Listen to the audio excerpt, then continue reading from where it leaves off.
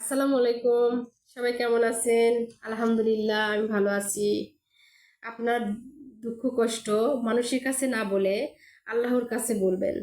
দেখবেন নিশ্চয়ই একটা ফয়সালা পাবেন। আর মানুষের কাছে বললে কিছু মানুষ আছে আপনার দুঃখ কষ্টগুলো উপভোগ করবে, খুশি হবে, সামনে সান্ত্বনা দেবে, পিছনে পিছনে তারা খুশি হবে। কিছু মানুষ এখনো এই সমাজে আছে যে দুঃখ কষ্ট দেখলে সুখ পায়, আনন্দ পায়। এই জন্য কারোর কাছে নিজের দুঃখ কষ্ট ভাগাভাগি করবেন না, শেয়ার করবেন না। দেখবেন দুঃখের কষ্ট শুনলে খুশি হয়, আর ভালো কোনো খবর পেলে হিংসা করে। এটাই কিন্তু আমাদের সমাজের নিয়ম। এই জন্য আমাদের দুঃখ কষ্ট মানুষের কাছে শেয়ার না করছে আল্লাহর কাছে বলবো। আল্লাহ নিশ্চয়ই এর একটা ফয়সালা করবে, ইনশাআল্লাহ। আপনারা সবাই ভালো থাকবেন, সুস্থ থাকবেন। আজকের মতো এ পর্যন্তই। আল্লাহ হাফেজ।